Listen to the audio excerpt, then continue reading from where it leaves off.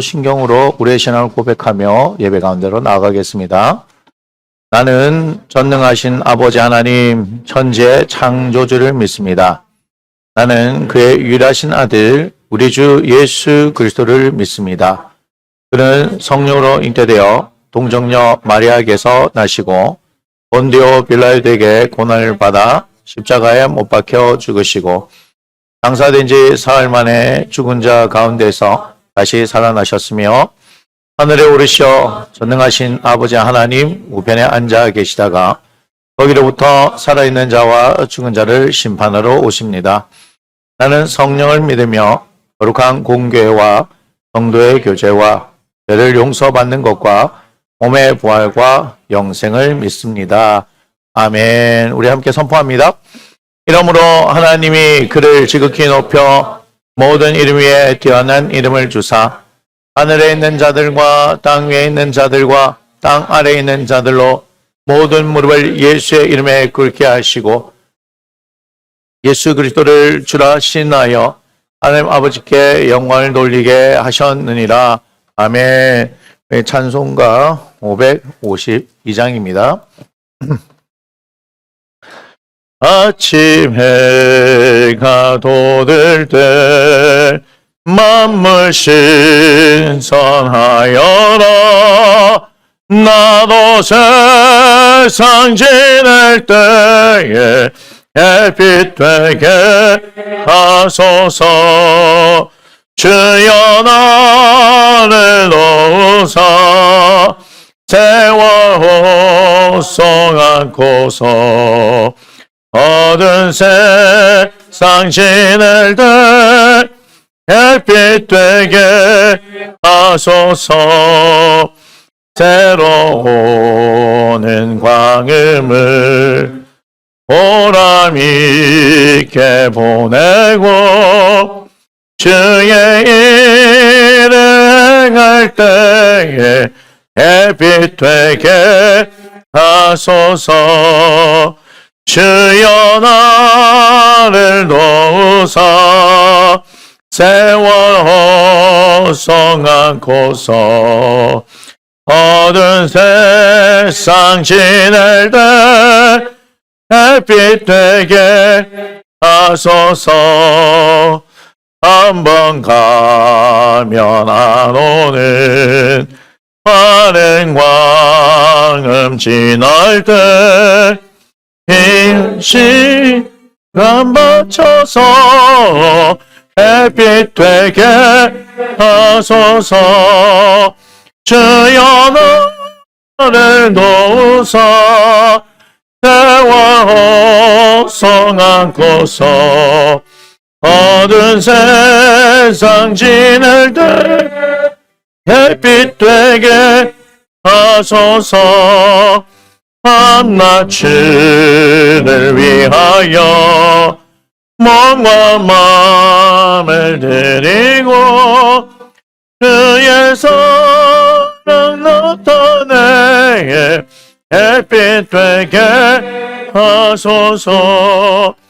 주여 나를 도우사 세월 호송 않고서 어느 세상 지낼 때 햇빛 되게 하소서. 아멘.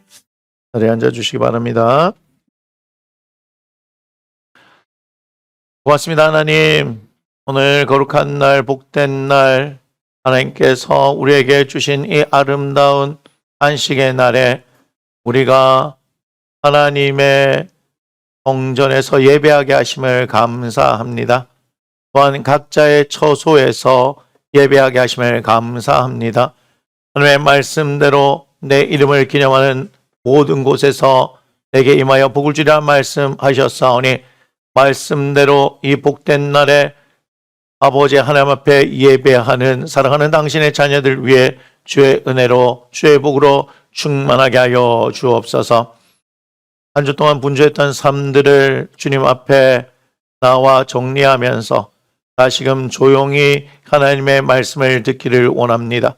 하나님께서 말씀하여 주시고 그 말씀대로 우리를 이끌어 주시기를 간구합니다. 하나님 말씀이 우리를 정결하게 하여 주옵소서. 우리를 거룩하게 하여 주옵소서. 그 말씀이 우리의 영혼을 세우게 하시고 그 말씀이 우리를 이끌어 가게 하여 주옵소서. 진리의 말씀의 능력이 우리의 심령 골수를 찔러 쪼개며 하나님 새롭게 하시는, 늘 새롭게 하시는 아버지 하나님의 은혜와 능력을 경험하는 시간이 되기를 원합니다. 하나님, 하나님의 영이시니 예배하는 자가 영과 진리로 예배하라 말씀하셨습니다. 우리의 온 마음과 온 정성을 다하여 하나님 앞에 나아가길 원할 때 우리 주 예수 그리스도의 십자가를 통하여서 새로운 살 길을 열어주셨사오니 누구든지 예수 그리스도를 믿는 자들에게 하나님의 자녀 되는 권세를 허락하여 주시며 아버지 하나님의 보좌 앞으로 담대하게 나아갈 수 있게 하셨사오니 그 은혜를 구하게 하여 주옵소서. 그 은혜로 충만한 시간이 되게 하여 주옵소서. 하나님을 경험하게 하소서. 말씀하시는 하나님의 음성을 듣게 하여 주옵소서. 진리의 성령님 일을 행하여 주옵소서. 우리가 진리를 경험하기를 원합니다. 주님 이곳에 충만하게 임재하셔서 당신을 나타내 주옵소서. 하나님 예배하는 당신의 귀한 영혼들 한 사람 한 사람 기억하시고 주님 말씀의 은혜와 능력을 경험하는 시간 되게 하여 주옵소서. 축복합니다. 예수님의 거룩하신 이름으로 감사하며 기도드립니다. 아멘.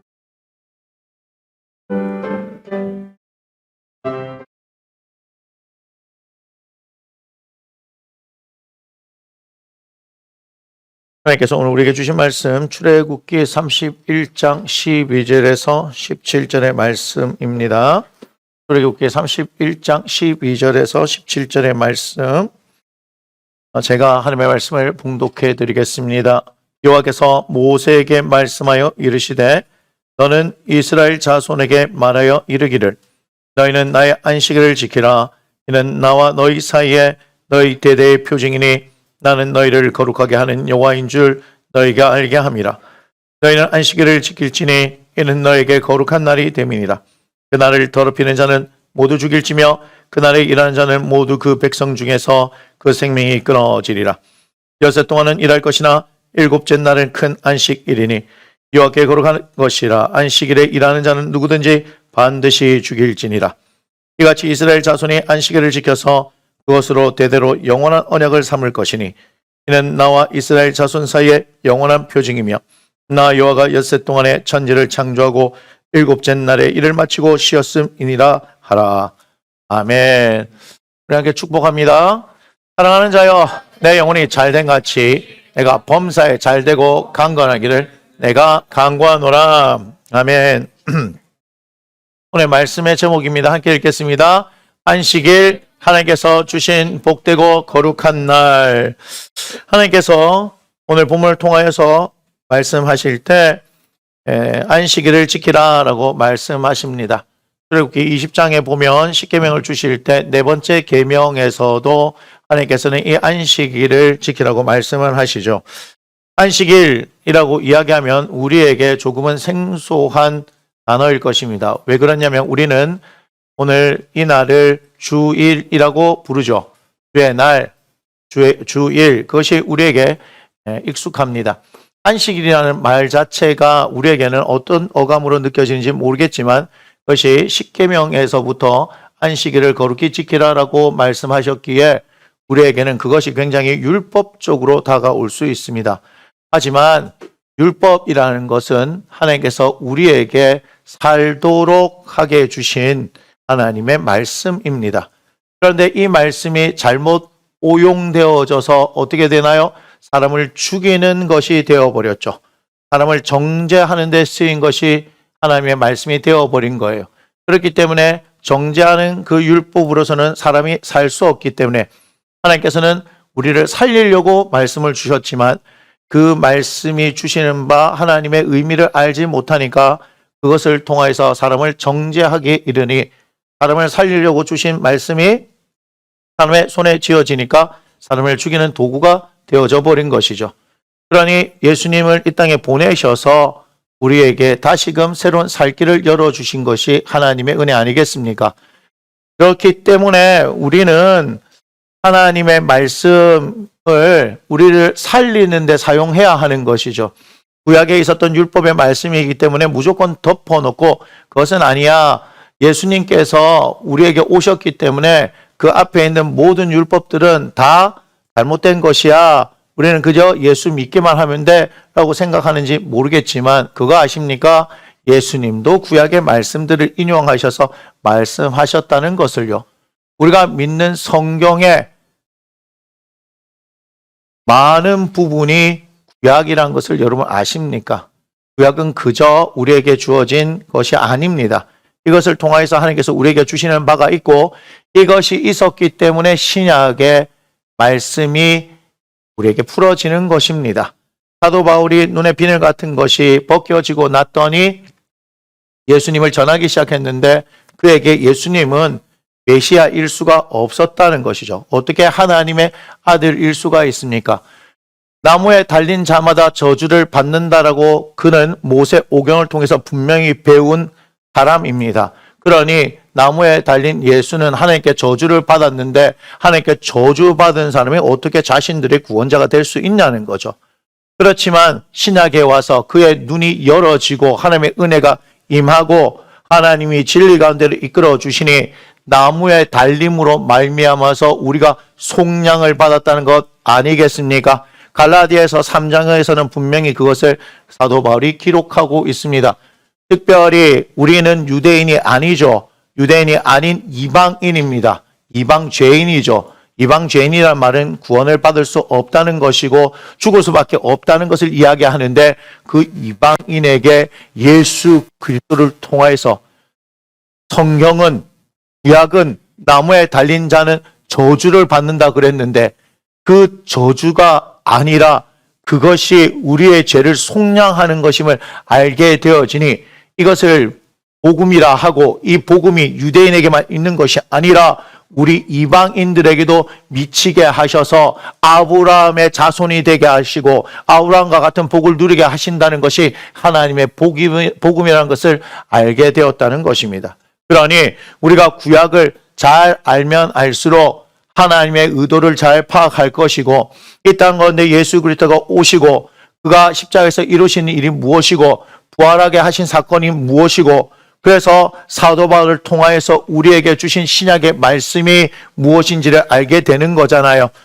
성경이 뭘 얘기합니까? 십자가의 도가 멸망하는 자들에게는 미련한 것이요 구원을 받는 우리에게는 하나님의 능력이 된다라고 이야기했는데 십자가는 형틀의 상징입니다. 사용하는 도구인 것이죠. 그러니 미련한 자들에게는 어떻게 보이겠어요? 사형수가 어떻게 우리의 구원자가 될 수 있느냐라고 이야기하고 거기서 분명히 죽은 것이 확인되어졌는데 어떻게 다시 살아나겠냐라고 얘기하는 것이죠. 하지만 우리는 십자가가 우리의 죄를 속량한 곳이며 그 분이 죽음에서 3일 만에 부활하셔서 우리의 구원자가 되셨다, 우리의 주님이 되셨다 하는 것을 우리는 고백하지 않겠습니까? 그러니 그것이 능력이 되어지니 예수 그리스도를 알지 못하는 사람들은 여전히 세상에서 자기의 죄에 매어진 상태로 어찌할 바를 모르고 살아가는데 우리는 죄에서부터 해방이 돼서 진정한 자유자가 되어졌음을 심지어는 영접하는 자 곧 그 이름을 믿는 자들에게는 하나님의 자녀되는 권세를 주셨다 말씀하셨으니 우리가 하나님을 아빠다 아버지라 부를 수 있는 이 놀라운 은혜를 얻었다는 거 아니겠습니까? 그러니 구약의 말씀을 통하여서 하나님께서 주신 바 의도가 무엇인지를 잘 알게 되면 예수 그리스도를 통하여서 그의 십자가를 통하여서 죽으심과 살아나심을 통하여서 그리고 바울을 통하여서 우리는 이것이 무엇이냐 하는 것을 알게 되어지는 것이죠. 여전히 구약에 매여 있었다면 십자가에서 죽은 예수는 하나님께 저주받은 사람이었을 거란 말입니다. 하지만 성경에서 기록한 이 구약에서 기록한 이 말씀이 생명력을 얻으니 예수의 죽으심과 부활하심을 통하여서 그리고 진리의 성령께서 우리를 이끌어 가시니 이것이 우리에게는 하나님의 능력이 되더라 이 말입니다. 할렐루야. 하나님께서 우리에게 안식을 주신 이유가 무엇일까요? 우리를 구속하기 위해서 주신 걸까요? 열심히 엿새 동안 일했으니까 일주일은 꼼짝 마 이 자식들아 하기 위해서 그렇게 주신 것일까요? 결코 그렇지 않습니다. 오늘 이 말씀을 보시면 너무너무 무서운 거예요. 왜 그러냐면 14절을 보니까 너희는 안식일을 지킬지니 이는 너에게 거룩한 날이 됨이라. 거룩은 하나님의 성품입니다. 우리는 거룩할 수가 있나요? 아니요. 거룩은 하나님께만 사용되는 단어입니다. 그런데 하나님께서 뭐라고 말씀하시냐면요, 거룩할 수 없는 우리들을 거룩하게 하신대요. 너희는 안식일을 지킬지니 이는 너에게 거룩한 날이 됨이라. 거룩한 날, 이 날이 나에게 거룩한 날이 되어질 수 있는 것은 내가 거룩해지기 때문에 그 날이 거룩해지는 거죠. 왜 그렇습니까? 거룩하지 못한 존재는 거룩과 만나게 되면요, 죽게 돼 있어요. 그런데 하나님께서 어떻게 우리에게 말씀하시냐면 거룩한 날을 주께, 그러니 거룩한 날에 속하는 너희도 어떻게 된다? 거룩하게 되는 것이다 라고 말씀하는 거예요. 우리가 무엇을 했기 때문에 거룩해지는 존재가 아니에요. 우리가 예수를 그저 믿기만 하면 하나님의 자녀가 되는 것이고 구원받은 하나님의 백성이 되는 것처럼 하나님께서는 원래부터 우리에게 무엇인가를 원한 적이 없습니다. 하나님께서는 우리를 만드시고 난 이후에 에덴 동산을 우리에게 주시고 그 모든 것들 다 누리라고 말씀하셨어요. 사람을 만드실 때 생육하고 번성하고 땅에 충만하고 정복하고 다스리라는 말씀, 하나님께서 모든 것을 너에게 주셨으니 너희는 모든 것을 다 누리라고 말씀하셨습니다. 하나님께서는 우리에게 주시기를 원하시는 분이에요. 끊임없는 사랑이죠. 그것은 끊임없는 희생인 거예요. 우리에게 무엇을 요구하지 않습니다. 그런데 사랑은 혼자 하는 것이 아니잖아요. 사랑에는 반드시 반응이 있는 거 아니겠습니까? 하나님의 사랑을 받은 사람은 하나님의 형상대로 지음을 받았기 때문에 그 사랑이 부어지면 그 사랑에 반응하는 존재로 만들어졌다는 것을 여러분 기억하셔야 합니다. 사랑에 반응하는 존재예요. 우리는 그 사랑에 반응하는 존재예요. 그러니까 하나님의 형상을 가진 우리들이 어떤 일이 발생한 거예요? 내가 당신을 사랑해요 라고 하면요, 그 사랑이 전해지면 어때요? 그 사랑을 우리가 느낄 수 있는 거죠. 사랑과 사랑이란 것은 그런 거예요. 그래서 우리에게는 하나님께서 부어주시는 사랑의 감정이 있는 거라는 것이죠. 하나님께서 우리를 사랑하시니까 우리는 그 사랑에 대해서 어떻게 해요? 반응할 수밖에 없는 거예요. 그것이 사랑인 거죠. 어떻게 우리가 사랑이 있냐고요? 하나님께서 하나님의 형상대로 만드셨기 때문에 그런 거예요.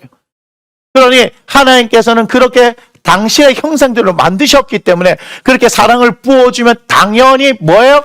우리가 그 하나님에 대해서 사랑의 반응을 보일 거라는 것을 알고 있었다는 거예요. 그런데 이게 무슨 일입니까? 죄가 들어오고 나니까 하나님의 사랑에 대해서 부어주시는데 그 사랑에서 우리는 반응할 수 있는 방법이 사라져 버렸어요. 단절돼 버린 거죠.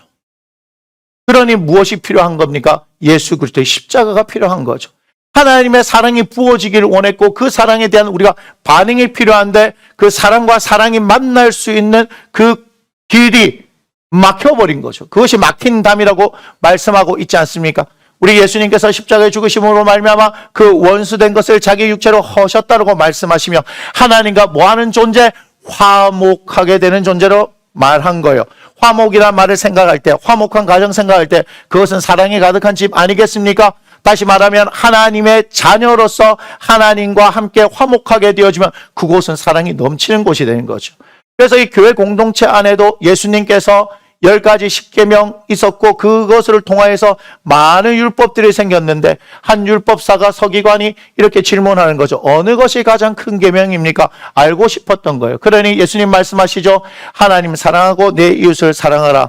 이것이 율법이요 선지자니라. 즉 하나님께서 주신 말씀은 하나님 사랑하고 이웃 사랑하라는 것인데 우리 주님께서 십자가 지시기 전날 밤에 주신 것은 뭐라고 말씀하셨습니까? 새 계명 너에게 줄 테니 서로 사랑하라라고 말하는 겁니다. 종말의 징조에 대해서 많은 사람들이 궁금해야 합니다. 요한계시록을 통해서 풀어내면서 영적인 비밀인 것처럼 많은 사람들이 이야기합니다. 또한 마태복음을 통해서 종말의 때에 대해서 이야기할 때 재난의 징조가 이러하리라. 전쟁과 난리의 소문이 나고 지진과 기근이 일어나고 그러면서 지금의 이 상황들을 보면서 어떤 사람은 러시아 우크라이나의 전쟁을 통해서 종말의 징조라고 얘기해요. 여러분 그거 아십니까? 예수님께서 승천하시고 난 이후부터 종말이었어요. 예수님께서 이 땅에 오셔서 부활하고 승천한 날 이후부터 종말의 때입니다. 그런데 그 날이 속히 오는 것 같지 않으니까 속히 올 거라 생각했는데 아니니까 그것에 대해서 말해주고 있는 것이 성경이에요.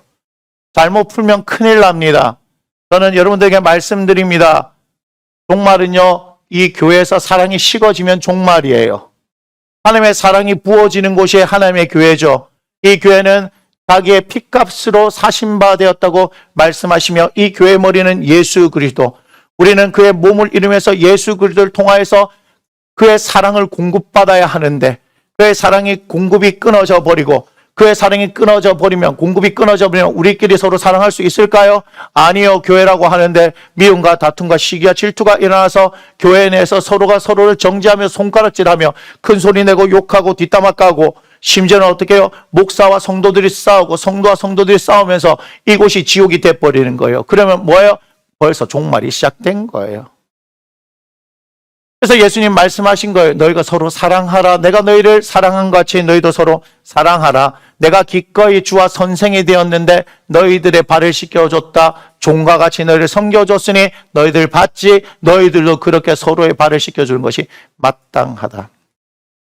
다시 돌아와서 하나님께서 우리에게 주신 십계명은 우리를 살게 하는 것이다. 죽이는 게 목적이 아니죠. 우리가 아까 14절 이후에 봤더니 그날을 더럽힌 자는 모두 죽을지며 그날이 일하는 자는 모두 그 백성 중에 그 생명이 끊어지리라. 보니까 너무너무 무시무시한 이야기인 것 같아요. 하지만 그게 아니었어요. 왜 그러냐면 출애굽기 34장 10절을 한번 보겠습니다. 출애굽기 34장 10절 함께 읽습니다. 여호와께서 이르시되 보라 내가 언약을 세우나니 곧 내가 아직 온 땅 아무 국민에게도 행하지 아니한 이적을 너희 전체 백성 앞에 행할 것이라. 네가 머무는 나라 백성이 다 여호와의 행하심을 보리니 내가 너를 위하여 행할 일이 두려운 것임이니라. 아멘. 하나님께서 너희들 위하여서 이적을 행하신다라고 하는 것이요, 어디 있는 말씀인 줄 아세요? 하나님의 언약의 말씀을 주시고 난 그곳에 이 말씀이 있는 거예요.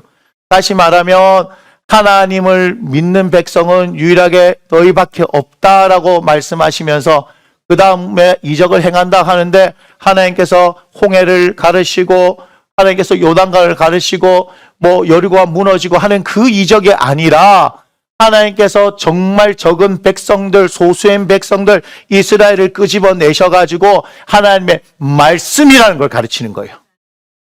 이방신을 섬기는 그들에게는 말씀이 없거든요. 왜 그렇습니까? 우상은 자기를 위해서 만들어내는 것이기 때문에 그 우상들은 말할 수가 없거든요. 그런데 우리 하나님은 유일하신 하나님이고 살아계신 하나님이고 인격을 가지신 분이시기에 우리에게 친히 말씀하시는데, 말씀하신 그대로 우리가 어떻게 한다? 살면 살 수 있을 것이다. 그런데 그들이 들어가는 가나안 땅은 우상천지잖아요. 그런데 그 가운데 유일한 신 여호와를 섬기는 소수의 민족 떠돌아다니는 백성들이 들어와서 희한한 일을 벌이는 거예요. 뭐예요? 말씀을 새기는 걸 하는 거잖아요. 여러분, 여리고가 무너지고 아이성이 무너지고 나서 그들은 어디로 갔습니까? 에발산으로 갔습니다. 그리심산으로 갔습니다. 그곳에 모세 때부터 명령했던 대로 하나님께서 주신 말씀을 새기는 일을 하는 거예요. 다른 백성에게는 하나님의 말씀이 없는데 이스라엘 백성에게는 하나님의 말씀이 주어진 거예요. 그래, 그 말씀을 새기는 것부터 시작하는 거죠. 그래, 심장 깊숙이 하나님의 말씀이 새겨지기를 원하셨던 거예요. 왜요? 그 말씀이 있어야지만이 살기 때문에 그렇습니다. 그런데 이렇게 말씀대로 사는 백성들은 아무도 없거든요. 전 세계 어디를 보더라도 이스라엘을 중심으로 해서 주변에 있는 어떤 나라와 민족도 말씀대로 사는 민족이 없거든요. 그러니까 말씀대로 사는 것 자체가 하나님께서 이적을 베푸는 거예요. 여러분 생각해 보세요. 엿새 동안 열심히 일하고 7일째 되는 이 안식일에 아무 일도 하지 않고 가만히 자기의 처소에 앉아 있게 되어지면 다른 주변의 사람들 이게 이해가 되겠습니까? 오늘날의 개념에서 주 5일 근무가 있는 것이고 공휴일이라는 개념이 있는 것이지 수천 년 전에 그런 개념이 있었겠습니까? 그들은 언제나 먹고 사는 걱정을 해야 되는 것이에요. 새로운 해가 뜨면 오늘 어떻게 먹고 살 것인가에 대한 고민을 해야 하는 거예요. 그런데 그 가운데서 하나님을 믿는다고 하는 이 이상한 백성들은 엿새 동안은 힘써 일하지만 일곱째 날에는 아무것도 안 해요. 심지어는 불도 피우지 않는 거죠. 그런데도요, 그들은 살아내는 거예요. 이게 이상한 거예요. 하나님의 말씀대로 사는데 세상의 방법이 아니라 하나님의 말씀대로 사는데 이상한 거예요. 여러분, 안식일만 있는 게 아니에요. 안식년도 있어요. 6년째 되고 7년째는 파종하지 않는데요. 7년째 어떻게 먹고 사는 줄 알아요? 6년째 거둔 걸로 7년째를 먹고 사는데 세상에 8년째 되면 어떻게 해야 되나요? 그때도 먹고 살아야 되죠. 왜? 씨를 뿌리고 8년째 수확하니까. 그런데 하나님께서 어떻게 하시는 줄 알아요? 6년째 거두는 수확으로 7년째 먹고 살고 8년째 수확 거둘 때까지 먹을 수 있도록 소출이 풍성하게 하신대요. 이게 믿어지나요? 그런데 하나님께서는 그렇게 하신다는 거예요. 그 다음에요. 1년에 3차례 남자들은 빈손으로, 아니 하나님께서 정하신 그 처소에, 택하신 처소에 나가서 하나님을 예배해야 되는 거예요. 무교절, 맥주절, 수장절을 그렇게 나가야 하는 거예요. 그렇게 해서 남자들이 다 가서 20세 이상으로 남자들이 다 가버리면 그 동네가 다 비어 있어요. 외적들의 침략이 빈번한 그때에 비어 있으면 옳았구나 하고 언제든지 쳐들어올 수 있지 않나요? 근데 하나님께서 뭐라 말씀하십니까? 내가 지켜줄게. 그때 아무도 침략하지 못해. 이런 말씀들 하나가 믿어질 수 없는 이야기예요. 하지만 하나님께서 그렇게 하라고 말씀하시는 거예요. 이것이 이적인 거예요. 그곳에 하나님께서 함께 하시는 것이 나타나는 것이죠.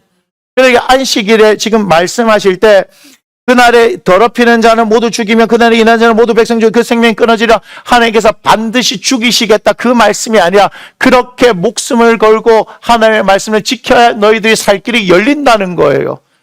에스겔서 20장 보여주세요.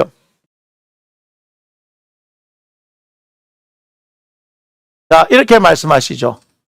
20장 10절부터 보겠습니다. 그러므로 내가 그들을 애굽 땅에서 나와서 광야에 이르게 하고 사람이 준행하면 그로 말미암아 삶을 얻은 내 율례를 주며 내 규례를 알게 하였고, 사람이 준행한다, 지켜 행한다 이 말이죠. 그러니까 하나님의 말씀을 지켜 행하기만 하면 살 수 있다는 얘기예요. 12절 보니까 또 내가 그들을 거룩하게 하는 여호와인 줄 알게 하려고 내 안식일을 주어 그들과 나 사이에 표징을 삼았다. 그러면서 13절 그러나 이스라엘 족속이 광야에서 내게 반역하여 사람이 준행하면 그로 말미암아 삶을 얻을 나의 율례를 준행하지 아니하였고 나의 규례를 멸시하였고 나의 안식일을 크게 더럽혔으므로 내가 이르기를 내가 내 분노를 광야에서 그들에게 쏟아 멸하리라. 이렇게 말씀하셨죠.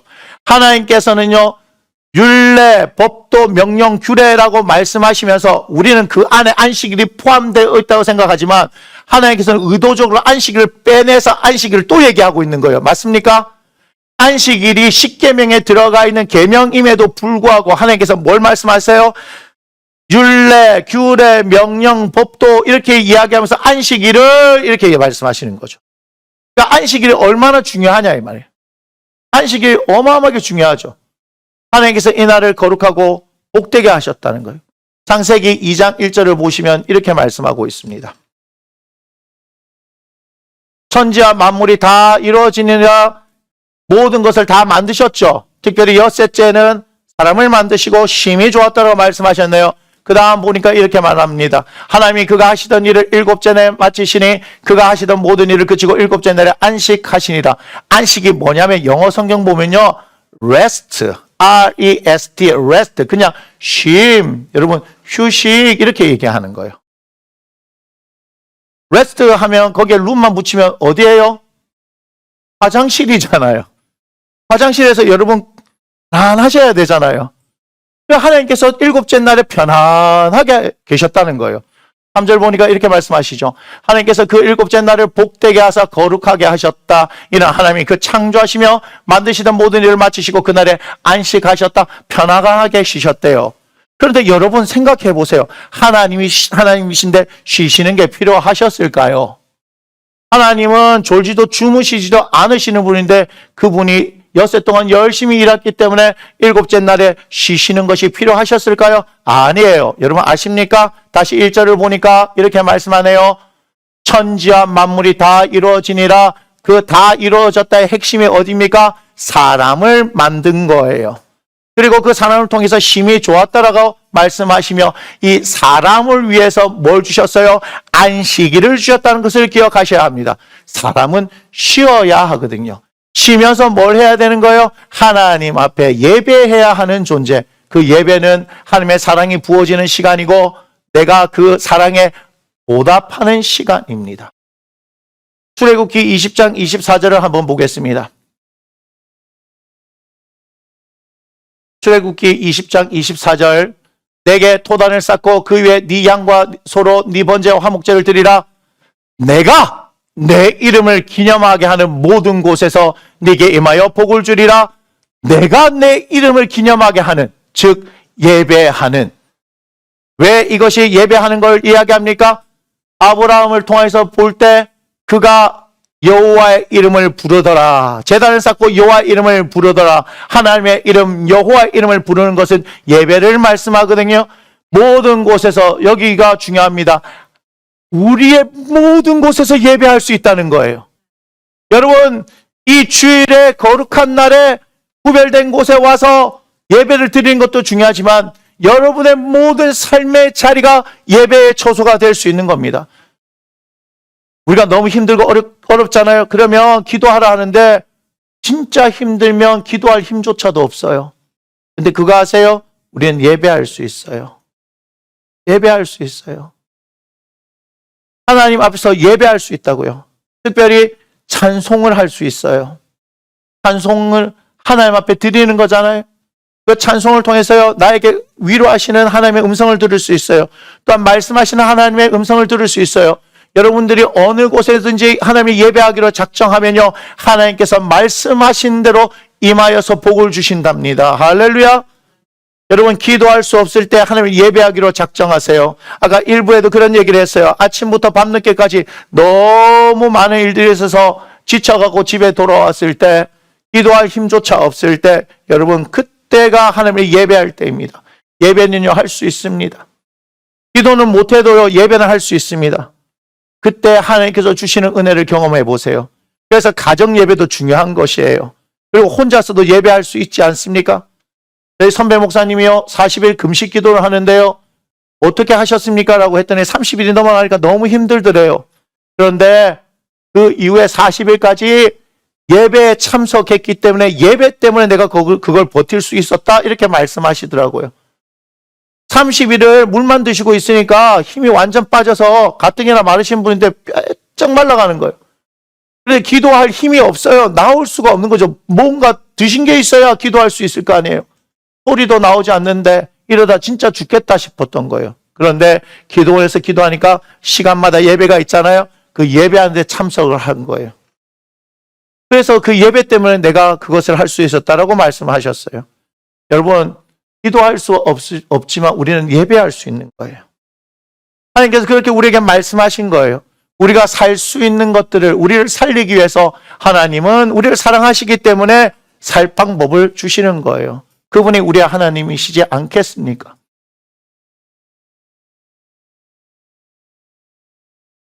예수님께서 안식일에 사건을 일으키시죠. 마태복음 12장 1절을 보니까 이렇게 말씀하고 있습니다. 1절. 그때 예수께서 안식일에 밀밭 사이로 가실새 제자들이 배가 고파서 이삭을 잘라 먹으니까 바리새인들이 보고 예수께 말하되, 보시오, 당신의 제자들이 안식일에 하지 못할 일을 하나이다. 세상에 배가 고파가지고 밀밭 사이로 가면서 이삭을 잘라 먹어봐야 몇 개 먹는다고요. 이삭을 잘라서 배불리 먹으려고 하면 그날은 추수날이에요. 지금 추수 때가 안 됐잖아요. 여러분, 찐살이라고 아십니까? 그건 뭐예요? 나락 알갱이가 다 여물기 전에 떠가지고 하는 거죠. 왜 그게 있습니까? 배가 고파서, 그때까지 못 버티니까. 알갱이가 다 여물지 않았는데도 그렇게 한 거예요. 이걸 아시는 분들은 약간 연식이 되신 분들이죠. 그래서 지금 안식일에 밀밭 사이로 가는데 이 밀이 다 익지 않았어요. 그런데도 배가 고팠기 때문에 몇 개 이렇게 비벼서 먹었는데 그거 가지고 말하잖아요. 또한 10절 아까 보여주세요. 10절. 한쪽 손 마른 사람이 있습니다. 사람들이 예수를 고발하려 하네요. 의도가 별로 좋지 못해요. 안식일에 병 고치는 것이 옳으니까 이렇게 말씀하죠. 11절 예수께서 이르시되 너희 중에 어떤 사람이 양 한 마리가 있어 안식일 구덩이에 빠졌으면 끌어내지 않겠느냐? 그렇죠. 안식일이라 하더라도 양이 구덩이에 빠졌으면 오늘 안식일이니까 저거 구하는 게 일이야. 내일 살면 꺼내지 뭐 이렇게 하는 사람이 있냐 이 말이죠. 그렇지 않잖아요.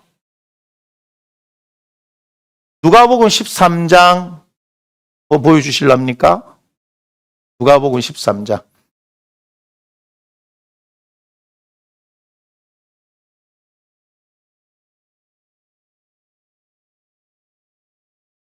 네, 보여요. 예수께서 안식일에 한 회당에서 가르치실 때에 보세요. 그 다음 18해 동안이나 귀신 들려 앓으며 꼬부러져 조금도 펴지 못하는 한 여자가 있었어요. 자, 한쪽 손 마른 사람보다 더 상황이 심각하죠. 18해 동안이나 귀신이 들려서 앓으며 뭐죠? 꼬부라지고 조금도 펴지 못하는. 여러분 이거 엄청난 상황이에요. 그런데 보세요. 예수께서 보시고 불러 이르시되 여자여 네가 네 병에서 놓였다. 예수님은 고쳐주시기를 원하는 거예요. 왜요? 그렇게 살면 안 되기 때문이죠. 그런데 어떻게 합니까 사람들이요? 해당장이 예수께서 안식일에 병 고치는 것을 뭐 하는 거예요? 분내요 이러죠. 지금 18년 동안 얼마나 고통받았습니까? 이 고통에 대한 이해가 없는 거예요. 우리에게 이르되 일할 날이 엿새가 있으니 그동안에 와서 고침을 받을 것이야. 안식일은 하지 말 것이야. 하늘 일입니까? 하늘 일입니까? 해당장이라고요. 하나님의 말씀의 의도를 아는 사람인가요? 전혀 모르는 거예요. 율법은 사람을 정죄하라고 준 게 아니에요. 우리는 봤죠. 하나님께서 사람이 지키기만 하면 삶을 얻을 내 율례 이렇게 말씀하는 거예요. 하나님께서 주신 것은요. 광야에서부터 하나님의 말씀을 배워서 앞으로 살아가게 하시기 위해서 주셨는데 사람들이 그 율법을 주신 이유를 알지 못하는 거예요. 그러니 율법 지키기에만 급급하는 거죠. 그러니 우리 예수님은 지금 안식일임에도 불구하고 고통받는 그 여인을 고쳐주기를 원하셨던 거예요. 안식일에 배가 고파서 미리삭을 먹은 거, 또한 회당에 들어갔더니 한쪽 손 마른 사람 있는 거 고친 거, 하나님께서 사람을 살리려고 하는 것 아니겠습니까? 그런데도 율법을 통해서 사람을 살리라고 줘놨더니 사람을 죽이는 데 쓰고 있는 거예요. 그래서 마가복음 2장 27절에 예수님께서 이렇게 말씀하시죠. 또 이르시되 안식일이 사람을 위하여 있는 것이요 사람이 안식을 위하여 있는 것이 아니니 우리는 창세기 2장 1절부터 3절을 통하여서 하나님께서 그날을 복되게 하시고 거룩하게 하시고 일곱째 날에 창조하시던 일을 마치시고 하나님께서 안식하셨다라고 했는데 그게 누구 때문이라고요? 사람을 위하여. 사람을 위하여 있는 거예요. 사람을 위한다는 것은 하나님의 사랑이 부어진다는 얘기죠. 그러니 배고픈 그 제자들이 먹는 거 괜찮다고요. 한쪽 손 많은 사람 고치는 거 그날이 안식이라도 괜찮은 거예요. 18해 동안 귀신 들려 꼬부라져 갖고 고통받고 있던 그 여인을 안식일에 고치는 거 괜찮은 거예요. 아니요. 그것이 안식일의 정신 아니겠습니까? 사람을 위하여 쉬어야 하죠. 아픈 사람이 쉴 수 있습니까? 엿새 동안 아프다가 7일째는 안 아프고 그런 겁니까? 그렇지 않죠. 저도 병원에 입원해 있어 보니까 월화수목금토일 다 아프더라고요. 아픈 건 다 아픈 거지. 주일 되면 특별히 그날은 거룩한 날이니까 안 아프고 그렇습니까? 그런 게 아니잖아요. 살리려고 하시는 거예요. 하나님은 우리에게 안식일을 주신 이유도 살라고 주신 거예요. 그런데 우리가 잘못 이해해서 이걸 가지고 사람을 죽이는 거예요. 정죄하는 데 쓰는 거예요. 이것이 나에게 적용이 돼서 삶의 기준이 돼서 내 삶이 가야 할 방향인 거죠. 시편 119편 105절에 주의 말씀은 내 발의 등이요 내 길의 빛이라고 말씀하셨으니 그 말씀을 따라 살아가야 되는 거 아니겠습니까? 예수님께서요 히브리서 10장 19절 20절 보니까 자기 육체를 통해서 새로운 살 길을 여셨다라고 말씀하셔요. 십자가에서 죽으실 때 휘장이 그죠? 위에서부터 아래로 둘로 갈라지면서 예수 그리스도의 육체를 찢으시면서 새로운 살 길을 열어주신 것 말씀하시는 거 아니겠습니까? 예수님은요, 우리 하나님은요, 우리에게 살 길을 열어주시는 분이에요. 내가 그러니까 곧 길이다 진리다 생명이다 나로 말미암자고는 아버지께로 올 자가 없는데 아버지께로 가야만이 우리가 살 수 있기 때문에. 이사야서 43장 18절 이후에 보면은 보라 내가 새 일을 행할 것이다 라고 말씀하시며 사막에 강을 내고 광야에 길을 내실 것이다 이전 일을 기억하지 말라라고 말씀하시죠. 하나님께서는 그렇게 언제나 우리에게 살 길을 열어주시는 분이에요. 안식일은요, 이사야서 56장을 보겠습니다. 56장 1절. 여호와께서 이와 같이 말씀하시기를 너희는 정의를 지키며 의를 행하라. 이는 나의 구원이 가까이 왔고 나의 공의가 나타날 것이며 하셨도다 하면서 2절을 보니까 안식일을 지켜 더럽히지 아니하며 그의 손을 금하여 모든 악을 행하지 아니하야 하나니. 그죠? 이와 같이 하는 사람, 이와 같이 굳게 잡는 사람은 뭐 한다? 복이 있다라고 말씀하시네요. 3절. 여호와께 연합한 이방인, 여기가 중요해요. 하나님께 연합한 이방인. 이방인은 하나님과 연합할 수가 없는 존재 아니겠습니까? 유대인들이 자신들만이 구원받은 백성, 선민 사상 이것으로 가득하지 않습니까? 그런데 하나님께서는 어떻게 해요? 아니다. 너희만 구원받은 것이 아니라 이방인에게도 이 복음이 전해져야 된다고 말씀하시는 거 아니겠습니까? 이사야 56장을 보니까 여호와께 연합한 이방인은 이렇게 말씀하고 있네요. 5절을 보겠습니다. 내가 내 집에서 내 성 안에서 아들이나 딸보다 나은 기념으로 그 이름을 그들에게 주며 영원한 이름을 주어 끊어지지 아니하게 할 것이며 말씀하시죠. 6절 보세요. 또 여호와 연합하여 그를 섬기며 여호와 이름을 사랑하여 그의 종이 되며 그 다음 뭐가 보입니까? 안식일을 지켜 더럽히지 아니하며 나의 언약을 굳게 지키는 이방인. 나의 언약을 굳게 지키는 이방인. 그 이방인이 뭐예요? 하나님과 연합했다라고 말씀하는 겁니다. 다시 말하면 하나님께서 말씀을 주신 이스라엘 공동체는 하나님의 말씀을 지키지 않는 거예요. 그러니 하나님과 연합할 수가 없는 거죠. 그런데 이방인이 하나님의 말씀을 지키면 그 이방인이 하나님과 연합된다는 거예요. 여러분, 안식일을 지킨다는 것은 우리가 하나님과 연합된다는 거예요. 안식일을 지킨 것은 하나님과 우리가 묶여지는 거예요. 하나가 되어지는 시간인 거예요. 할렐루야. 우리가 그런 이방인 아니겠습니까?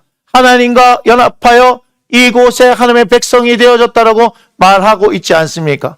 예수 그리스도의 복음이 우리에게 전해졌기 때문에 십자가의 도가 멸망하는 자들에게는 미련한 것이요 구원을 받는 우리에게는 하나님의 능력이 됨이라고 말하였기 때문에 세상에 예수님을 알지 못하는 사람들은 저 예수쟁이들 이날에 가가지고 도대체 뭘 하는 거냐라고 이해할 수 없는 거예요. 당연히 이해할 수 없죠. 당연히 이해할 수 없는 거예요. 예배는요, 하나님께서 부르신 사람들만 드릴 수 있기 때문에 그렇습니다. 하나님은 영이시니 예배하는 자가 영과 진리로 예배하라고 말씀하시잖아요. 이것은 영적인 것입니다. 예수님께서 말씀하시죠. 내가 하는 말은 영이니 육은 무익하니라 라고 말씀하십니다. 영적인 말씀을 하는데 육에 속한 자들은 알아들을 수 있어요? 없어요? 없습니다. 저도 마찬가지였고요. 그러나 하나님의 계시를 통해서 예수님이 나의 주님이 되시는 것을 알게 하시고 십자가가 내가 져야 할 십자가였고 내가 죽어야 할 십자가라는 것을 알게 되어지고 그것을 대신하여서 우리 예수님께서 내 죄를 위해서 십자가를 지셨고 그곳에서 찢기시고 피를 흘려주셔서 내 죄를 속량하셨다는 사실이 알게 되어지면 그분이 나의 하나님이시고 내가 믿어야 할 분이고 나의 구원은 그에게만 있다는 것을 알게 되는 것 아니겠습니까? 그래서 예수님을 믿는 거예요. 내가 믿고 싶어서 믿은 것이 아니라 내 지식으로 해서 믿어진 것이 아니라 어느 날 그 사실을 알게 되는 거예요. 깨닫게 되는 거죠. 그것이 뭡니까? 믿음이라고 하는 겁니다. 사람이 마음으로 믿어 의에 이르고 입으로 시인하여 구원을 얻게 되어지는 것이다. 저도 예수님을 알지 못하는 집안에서 태어나지 않았습니까? 집안을 전체를 통틀어도 교회를 다니는 사람이 아무도 없어요. 그런데 하나님께서는요, 그 동네에서 5살 때부터 교회 다니는 명호, 한나, 은혜, 명호 빼고는 다 은혜가 되잖아요. 한나, 은혜. 처음에 그 어른들이 은혜를 못 받았단 모양이에요. 큰 아들은 명호였어요. 그러나 둘째, 셋째부터 한나, 은혜였네요. 그 친구 따라서 아무것도 모르고 그냥 교회를 갔어요. 제 기억 속에는요, 100원을 헌금하라고 받았는데 50원을 까먹고 50원을 헌금했던 기억이 정확하게 납니다.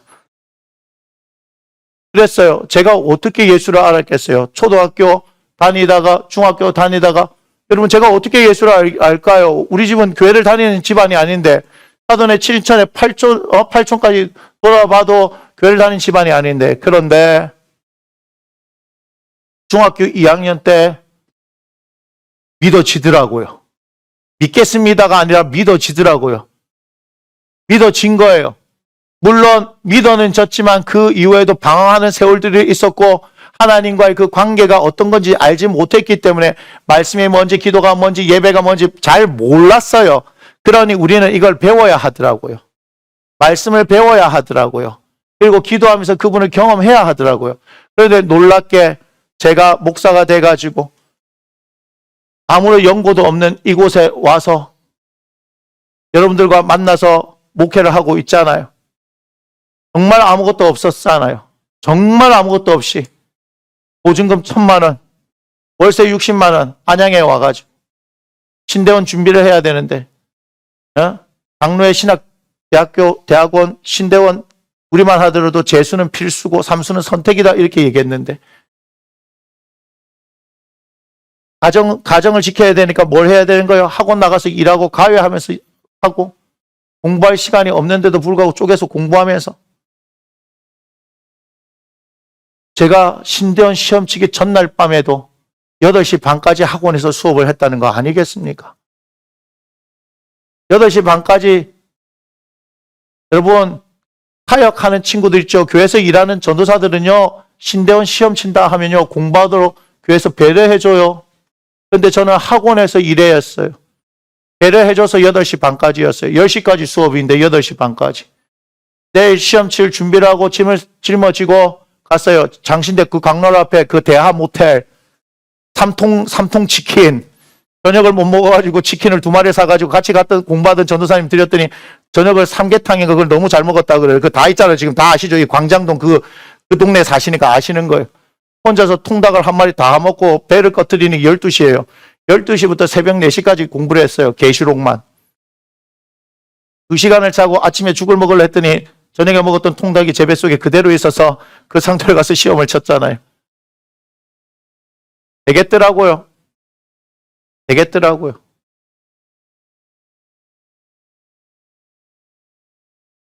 그럼 뭐예요? 신학교를 들어가가지고 매년 찬바람만 불면은 내가 이 길이 맞나 아닌가? 내가 이 길이 맞나 아닌가? 신대원 1학년 2학기 때는 제 아내하고 기억이 납니다. 아이들은 아무것도 모르고 거기가 지금 어딘지도 몰라요. 어디 계곡을 그냥 갔어요. 검색을 해서. 아이들을 풀어놓고 놓아 다니게 하고 저와 제 아내는 걸어가서 다시 돌아오는 게 이런 얘기했습니다. 여보, 이거를 그만두고 서울대 경영학과를 다시 가면 안 되겠소? 왜 서울대 경영학과요? 가외 선생 하려고. 서울에서는 그래도 서울대 학벌이 맥힐 것 같아가지고.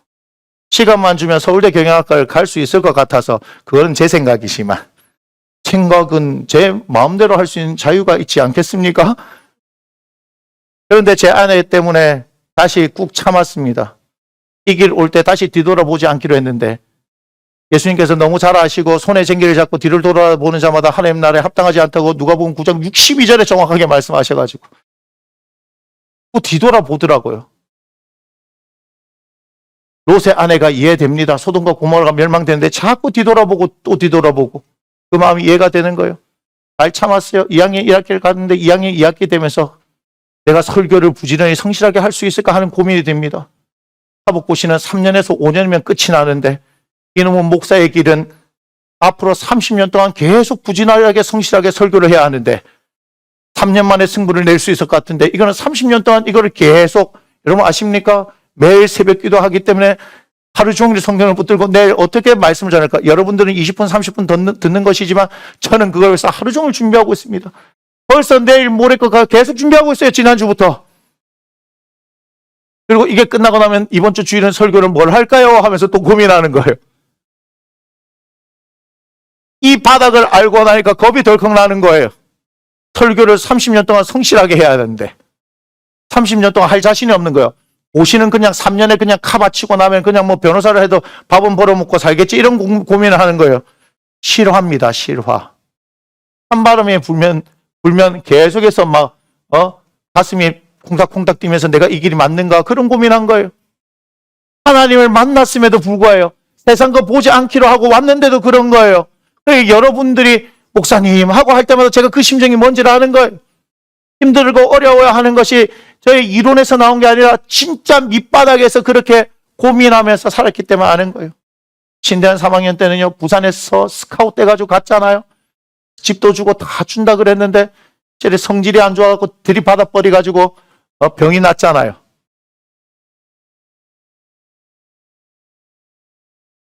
로스쿨을 갈까?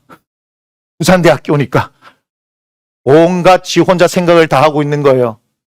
지 혼자가 누굽니까? 저를 말하는 거죠. 하나님이 거기 있어요? 없어요? 없잖아요. 내가 하나님을 믿는다고 하면서도 현실의 삶 가운데서 끊임없이 좌절을 느끼는 거예요. 그게 현실이더라고요. 그런데요, 왜 그런가 가만히 봤더니 진짜 예수님을 안 믿어서 그렇더라고요. 진짜 하나님을 신뢰하지 않아서 그렇더라고요. 진짜 예수 믿고 신뢰하면요, 아무것도 걱정이 안 돼요. 그러니까 제가 전임 사역 탁 나가면서부터 뭐 했습니까? 보증금 1,000만 원 있었는데 돈이 어디 있어요? 다 까먹고 600만 원인가 가가지고 그거 갖고 빼가지고 헌금 다 해버렸어요. 헌금을 다 해버렸다고요. 2015년 어느 날 기도하는데 앞으로는 돈 걱정을 안 해도 되겠다는 하나님께서 마음을 주시더라고요. 그런데 그때부터 지금까지 하나님께서 거기서부터 더 밑바닥으로 가게 하셨지만 제가 사례비를 받은 것을 전도하기 위해서 그냥 다 드리면서도 하나님께서 신기한 방법으로 채우시면서 여기까지 왔죠. 성남에 올 때 700만 원만 있으면 좋겠다 그랬는데 7천만 원을 통해서 7천만 원을 몇 번요? 2번이나 하셔서 하나님께서 옮기셨잖아요. 그걸 사람의 머리로 생각할 수 있습니까? 저는 너무 많은 기적들을 경험하면서 여기까지 왔어요. 그러니 이제는 어떤 상황과 환경이 되어져도 약간의 쫄림은 있습니다만 없다고 하면 그건 사람이 아니겠죠.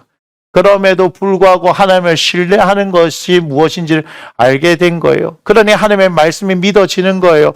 보이는 거예요. 주님께서 그렇게 하실 것이 확신이 되는 겁니다. 오늘 일부 예배 때 우리 김명희성 목사님을 통하여서 지금 목회길을 가는 어떤 전도사님 한 분 왔어요. 아까 한참을 얘기했어요. 하나님을 위해서 헌신해야 되겠다 하는 그 마음은 참 귀해요. 그런데 제가 다시 말했습니다. 관계부사. 하나님과의 관계를 먼저 점검하세요. 그리고 부르심이 있는지 확인하시고 사역의 열매를 보세요. 하나님과의 관계가 되어지고 부르심이 있다면 반드시 사역의 열매가 나타나니 그러면 당신은 사역자가 맞습니다. 그런데 사역의 열매가 나타나지 않으면 다시 생각해 보셔야 돼요. 둘 중에 하나예요. 부르지 않았거나 하나님의 관계가 잘못되어졌거나. 여러분, 하나님께서 하시는 일들은 하나님께서 부르시는 사람들에게는요 반드시 열매가 나타나게 해요. 여러분들이 아무리 옳다고 주장한다 하더라도 그곳에 하나님께서 함께 하시냐 안 하시냐는요 열매를 통해서 알 수 있는 거예요. 참 쉽다는 거예요. 성경의 기준은 뭐예요? 사람을 살리느냐, 우리의 사역이 사람을 살리느냐, 그걸 통해서 열매로 나타나느냐, 이것이 중요한 거 아니겠습니까? 여러분 기억하셔야 해요.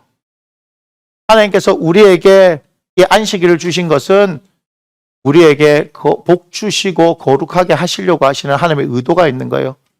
죽이려고 하시는 것이 아니라 그거와 반대되도록 그만큼 중요한 것이다라고 말씀하는 겁니다. 안식일은 사람을 위해서 있는 거예요. 그것이 하나님께서 원래부터 만드셨던 바입니다. 그런데 이 하나님께서는요, 이 안식을 통해서 뭘 하시려고 하느냐? 히브리서를 보여주세요.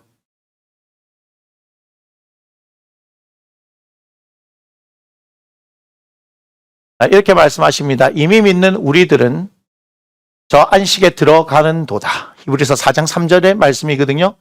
그가 말씀하신 바와 같으니 내가 노하여 맹세한 바와 같이 그들이 내 안식에 들어오지 못하리라 하셨다 하였으나 세상을 창조할 때부터 그 일이 이루어졌느니라. 세상을 창조할 때부터 안식을 주셨다 이 말이에요. 맞습니까? 우리가 창세기 2장 1절 이유를 통해서 봤잖아요. 4절 봅시다. 4절 제7일에 관하여는 안식일에 관하여는 어딘가에 이렇게 일렀으되 하나님은 제7일에 그의 모든 일을 쉬셨다 하였으며 또 다시 거기에 그들이 내 안식에 들어오지 못하리라 하였으니 그러면 거기에 들어갈 자들이 남아있거니와 여러분 기억하셔요. 안식에 들어갈 자들이 남아있다는 거예요. 복음 전을 먼저 받은 자들은 순종하지 아니함으로 말미암아 들어가지 못하였으므로 세상에 복음 전함을 먼저 받은 자들은 순종해야지만 안식에 들어갈 수 있다는 걸 기억하시기 바랍니다. 여러분 안식은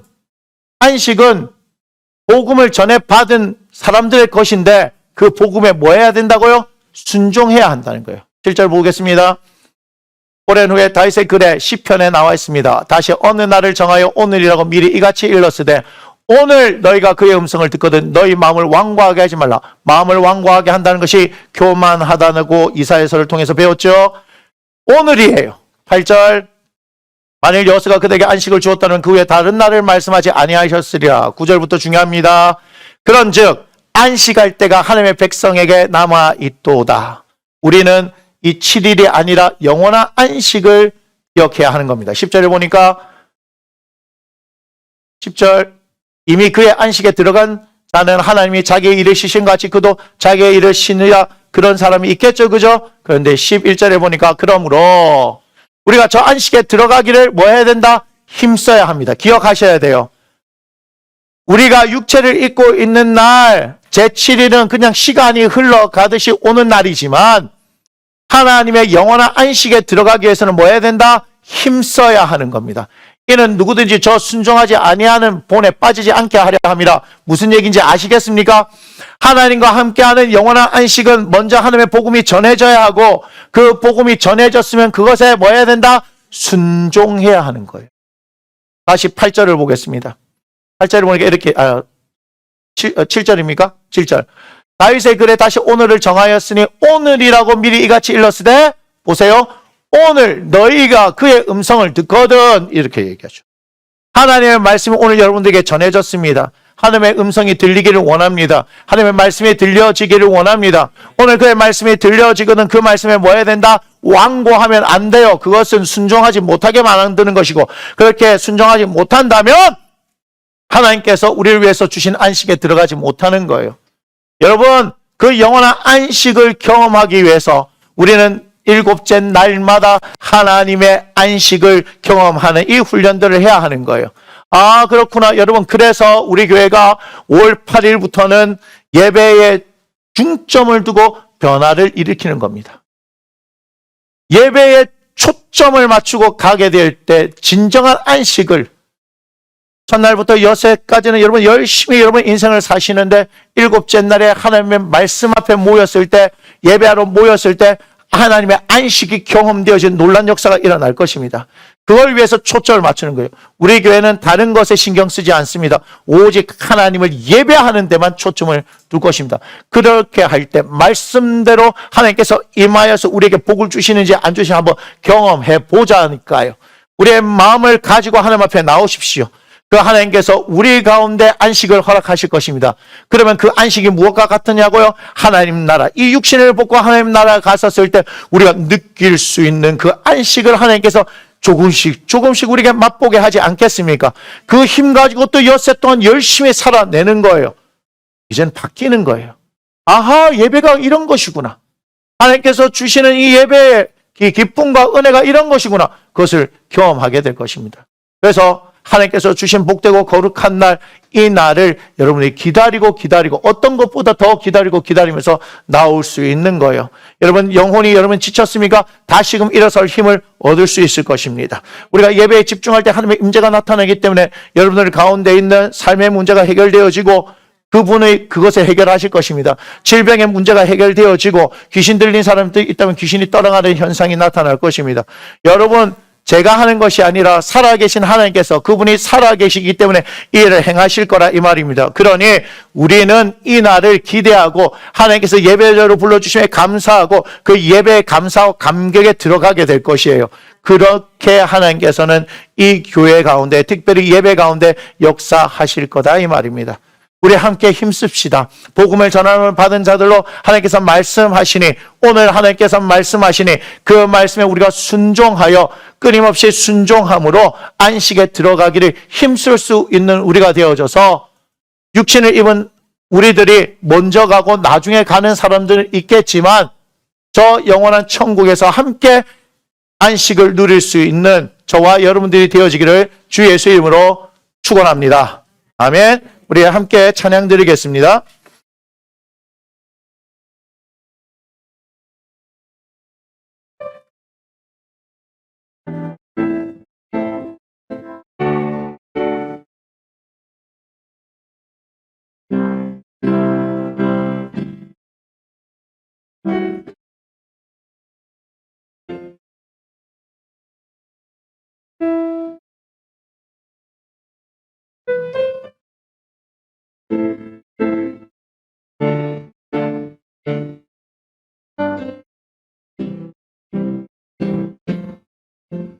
주의 거룩하심 생각할 때 주의 크신 사랑 느낄 때 주의 영광의 빛 나의 생활 비춰주실 때 주가 주신 기쁨 맛볼 때에 주의 사랑 속에 나 잠길 때 주의 영광의 빛 나의 생활 비춰주실 때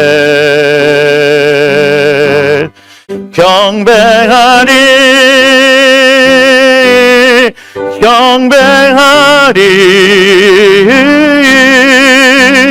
나 사는 동안 주께 경배해 경배하리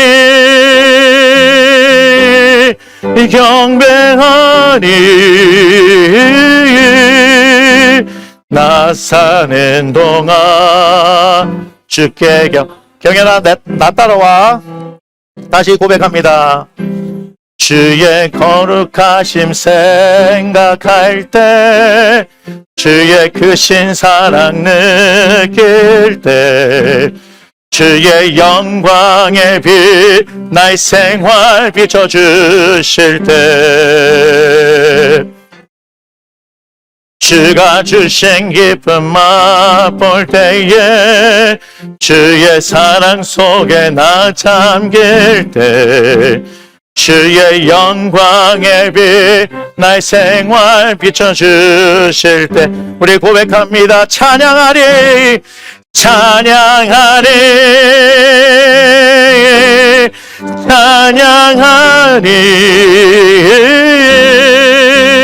나 사는 동안 주만 찬양해 찬양하리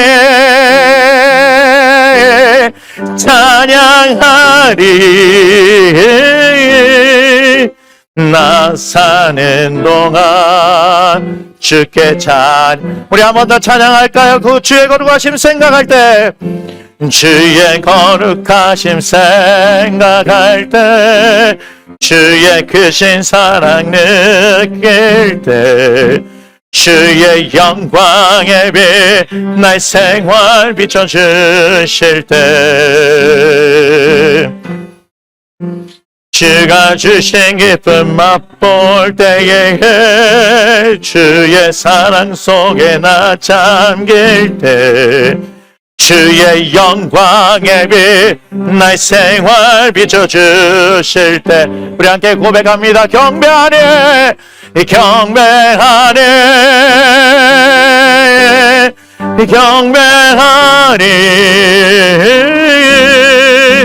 나 사는 동안 주께 경배하리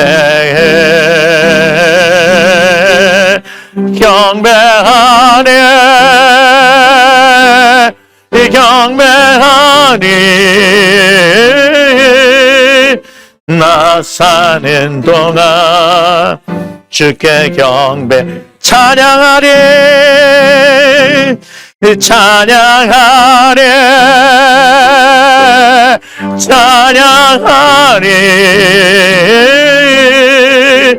나 사는 동안 주께 찬양해 찬양하리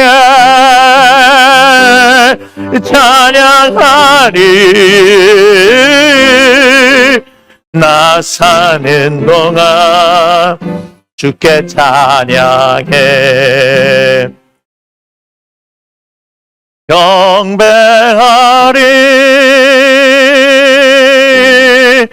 경배하리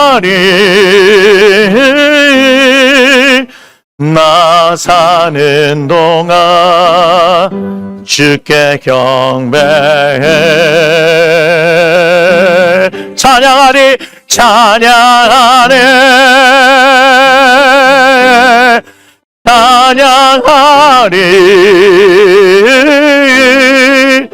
나 사는 동안 주께 찬양해 할렐루야. 모든 영광 하나님께 올려드립니다. 아멘. 고맙습니다. 하나님, 우리에게 안식일을 주신 그 의미를 알게 하여 주옵소서.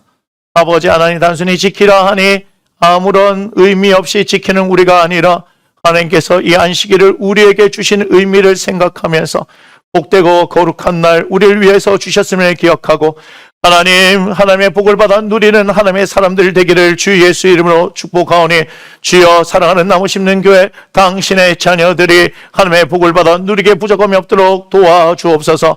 몸이 아픈 사람들 하나님 기억하시고 그들에게 위로하시며 하나님 만져주시고 치유하시고 회복되게 하시고 아버지 하나님 관계의 문제를 고민하는 사람들 그 관계의 문제가 풀어지도록 하나님 역사하시고 아버지 하나님 재정으로 인해서 아픔을 당하고 있습니까? 고통당하고 있습니까? 주님 열어주옵소서 열어주옵소서.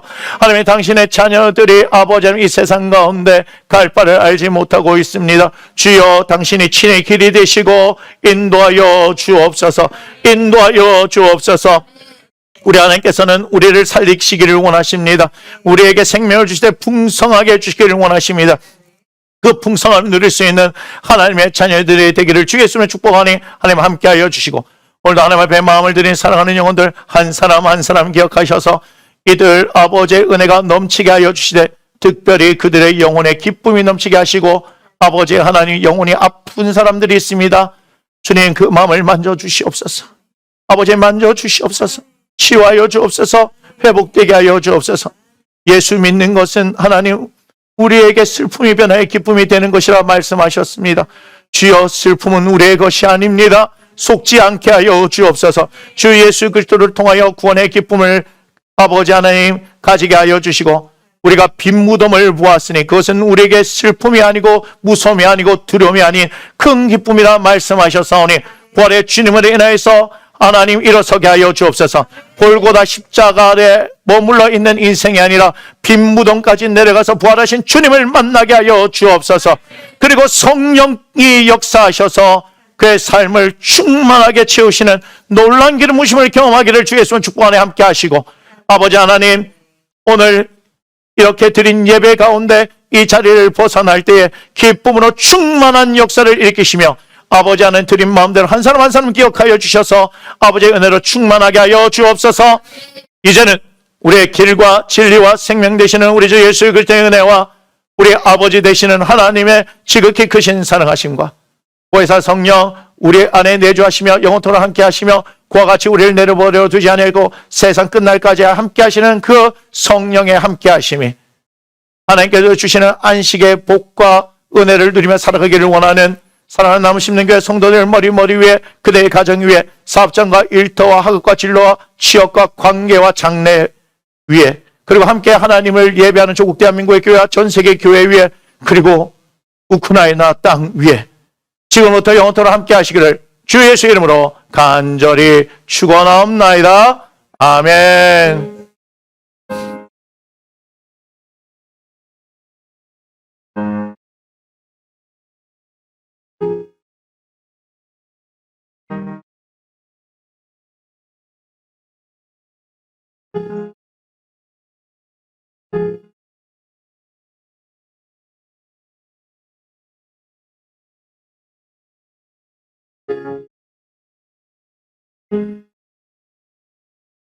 우리 함께 모두 고백합니다. 이 모든 영광을 하나님께 올려드립니다. 아멘. 고맙습니다. 자리에 앉아주시고요. 광고 드리겠습니다.